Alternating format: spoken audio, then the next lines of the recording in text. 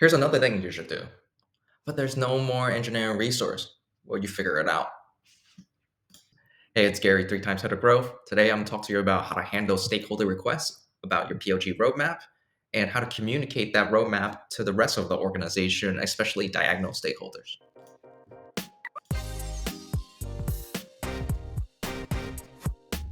I'm sure we all have experienced getting requests from other stakeholder, executives, the leadership team, folks that are diagonal to you. And so, how do you handle that stakeholder request? It's really an art for sure. So, listen to how that request impacts that stakeholder and reflect, is it something that they need right away? What's the strategic implication for them asking about this? Have they repeated asking about it multiple times, even in the follow up sessions? Let's assume yes. Then, what are some projects in the past or in progress that have some learning that can leverage this? AKA, like, what data do we already have?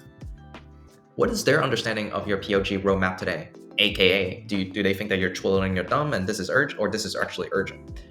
Who else should be involved with this request? AKA, this sounds like a large request. Who else should reason with them? And let's assume it's reasonable.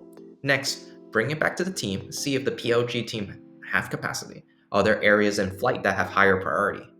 Go back to the stakeholder, communicate those priorities, and start at a high level. These are the metrics the PLG team is targeting this quarter. The priorities in progress and the key areas that are slotted in next, and it's where that request can fit. How to communicate the roadmap to leadership diagonal to you, as well as the wider organization. Well, personally, I changed my approach from a reactive communication to a proactive communication. I want to talk about, here's our high level metrics, here are our challenges, these are the things that we're working on. So laying out from a high business impact, we're saying what's going well, what's not going well. Really own that communication. One barometer I have in my experience is when you get requests from executive stakeholders, is likely they don't know your roadmap. You have to drive that communication forward. And I was not perfect. I found where I fail is when I were the implementer, strategist, and the communicator. I was trying to do too much.